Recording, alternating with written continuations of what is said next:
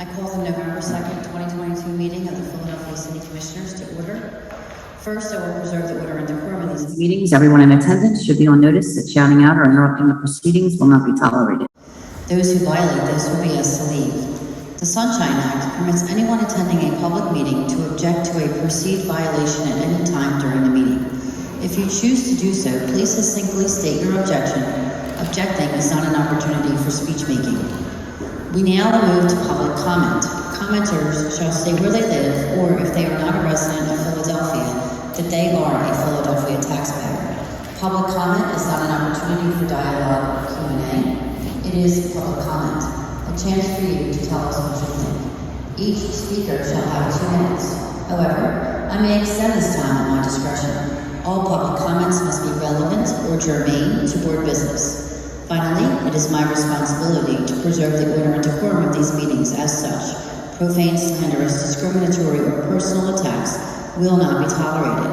Is there anyone here for public comment? We will now move to Commissioner Bluestein for email public comments. There were no email public comments as of 9:45 a.m. this morning.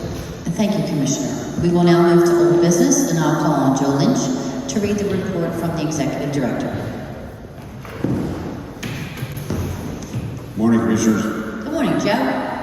Today's Sunshine Report for 11/2/2022. The County Board Report. Since opening our satellite office at City Hall, room 140, they have provided 1,466 voters with vote by mail or with receiving or replacement ballot. Is this working? They will be issuing replacement ballots up until Election Day. Anyone who needs a replacement ballot can come to City Hall, room 140, Wednesday through Friday, and Monday between the hours of 9 a.m. and 5 p.m. Election Day, 7 a.m. to 8 p.m. As of yesterday, they have approved 163,601 vote by mail applications, which is 14,101 added from last week's total. Of those, 94,506 were paper applications and 69,095 are electronic applications. This is including civilian, overseas, military, and permanent ballot voters who applied in the primary. Ballot application processing is caught up through Friday. There are approximately 308 paper applications and 412 electronic applications waiting to be processed. Of that 1,460 UOCAVA ballots were sent out, 446 have been returned. County Board of Elections must receive voted mail-in and civilian absentee ballots by 8 p.m. on Election Day, November 8th. The report for the voter registration unit, the last day to receive voted military and overseas absentees is November 15th. Ballots must be submitted for delivery no later than 11:59 on November 7th. For the election cycle to date, we have processed 242,114 registration applications, of which 114,150 were paper applications and 2,279 mail-in voter registration applications. All applications have been entered. Yesterday, they sent out 38,000 ID cards from the final weeks of the election cycle. They are currently printing the polling place change ID cards. Both the DPU rooms are proofing apps and labeling ID cards. Correspondence is labeling ID cards. Documents is mailing ID cards. The election board confirmed numbers for people that are working. I gotta look at that. I'll have to get that number back to you. That was a misprint. Voicemails left was 323. People not working this election was 1,186. Schedule for upcoming training is 1,000. Confirmed for taking in training schools is 3,327. And to date, there was 1,852 online people trained online.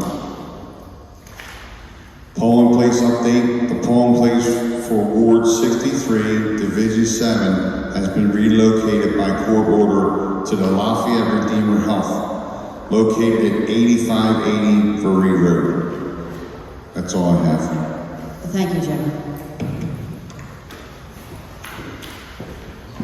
We will now move to new business. I have a motion that we approve the November 2022 absentee and mail-in ballot application challenge procedures that we posted with the agenda and is available on the public comment table. Second. Commissioner Bluestein, please call the roll. Commissioner Deeley. Aye. I vote aye. Commissioner Sabir. Aye.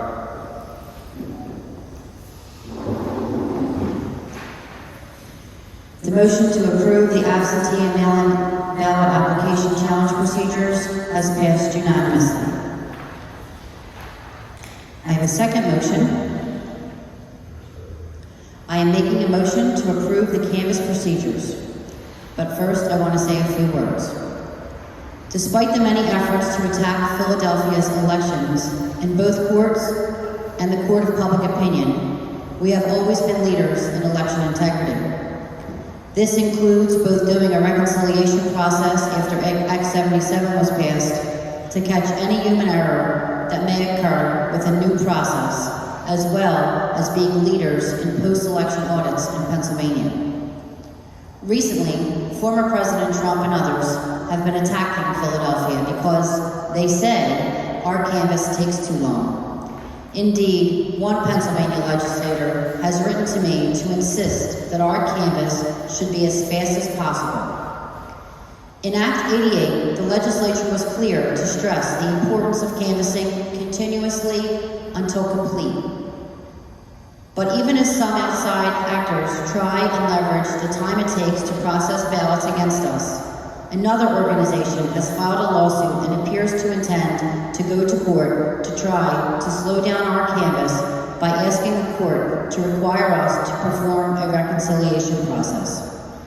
We will not be intimidated by these external efforts to undermine confidence in Philadelphia's elections, and will go forward with the processes we believe are proper and appropriate under the election code and our authority as the county board.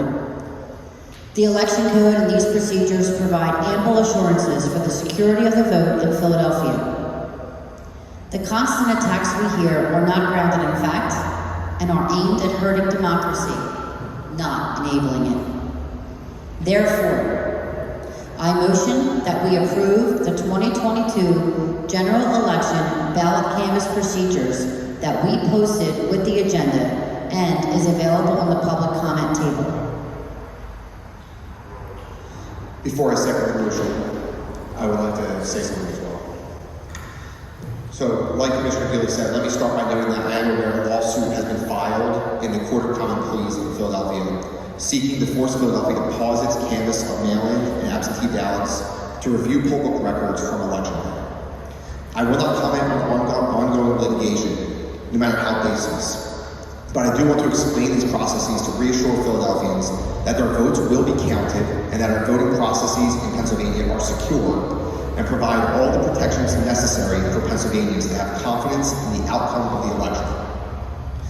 After Act 77 was passed, creating an entirely new mail-in ballot process for Pennsylvania, Philadelphia went above and beyond the requirements of the election code to check and make sure no voters mistakenly voted twice, both on a voting machine and by mail. We did this because the entire Act 77 process was new, both to poll workers and voters. And we recognized that while we focused on education and training, human error might occur. In the 2020 primary, the first election with no excuse vote by mail, we put significant resources into Philadelphia's above and beyond reconciliation process and found 40 people who had cast 2 ballots out of 175,176 ballots that were counted by the Philadelphia Board of Elections. Since then, we have continued our training for poll workers and education of the public, as well as repeated our reconciliation process. In the past 3 elections, we haven't found any cases of this occurring. That means out of 61,893 mail-in ballots counted in the 2021 primary, 74,110 mail ballots counted in the 2021 general, and 78,633 mail ballots counted in the 22 primary. There were 0 instances of double voting. And this makes sense. The election code process works. Voters are now more aware of the rules surrounding mail ballots. We are more efficient at notifying voters that their ballots have been received, and our poll workers understand the process better as well. Philadelphia has taken extraordinary steps during the transition to include mail-in voting in Pennsylvania than other counties, including the second largest county, Allegheny, who have never taken this effort. Our attention to these checks did come with challenges. As we all know, Philadelphia was the target of complaints about not canvassing ballots as quickly as other counties because we were going the extra mile during the pre-canvass. The result of those efforts demonstrate that this additional work is neither necessary nor helpful any longer. Importantly, the past year, the legislature passed Act 88 to provide resources for and incentivize counties to conduct the canvass as quickly as possible, to avoid the sort of timing issues that were part of the conflict we experienced in 2020. Act 88 emphasizes this in saying, quote, "The county shall begin pre-canvassing at 7 a.m. on election day and shall continue without interruption until each mail-in and absentee ballot received by 7 a.m. on election day is pre-canvassed." And Act 88 continues, "The county shall begin canvassing mail-in ballots and absentee ballots at 8 p.m. on election day and shall continue without interruption until each ballot has been canvassed." It is clear that the legislature intended that we pre-canvass and canvass as quickly and efficiently as possible.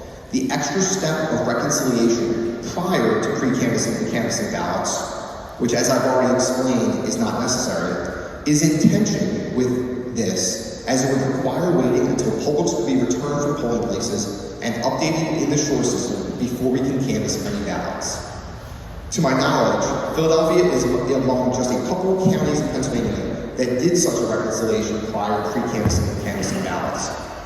And our efforts demonstrate that the election code, poll worker training, voter education, and county processes all work. Yet Philadelphia is the only county being challenged. All counties that accepted the election integrity grant will need to follow the same timeline. Now, I will not sit here silently as people attack Philadelphia while they remain silent about every other county that will be following the same procedures. And with that, I second the motion. Commissioner Bluestein, please call the roll. Commissioner Deeley. Aye. I vote aye. Commissioner Sabir.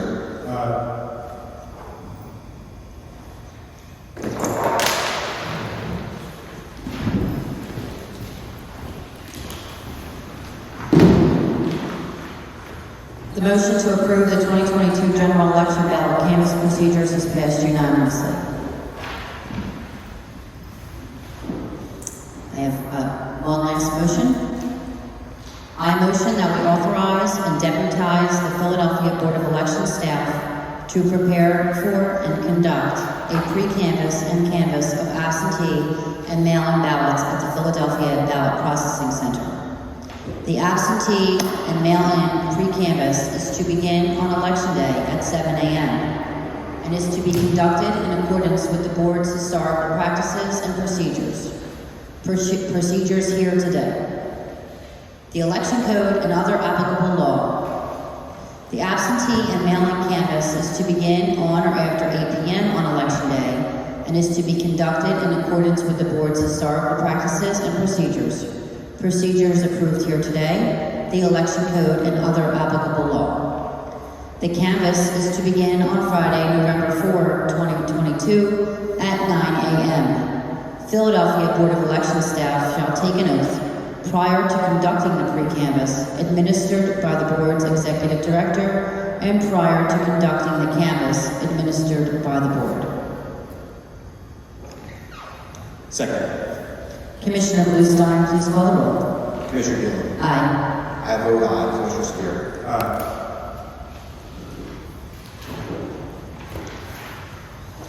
The motion to authorize and deputize staff to conduct the pre-canvass and canvass of the absentee and mail-in ballots has passed unanimously. Commissioner Bluestein, do you have any items to be added to the agenda? I have none. Commissioner Sabir, do you have any items to be added to the agenda? Yes, I do. I'd like to give a major congratulations to the Philadelphia Phillies. I think we're going to be victorious. And I don't know if it's a good thing whether or not we have a parade on election day or not. But I think we're going to be able to. With no items remaining on the agenda, this meeting is adjourned to the call of the chair. Thank you.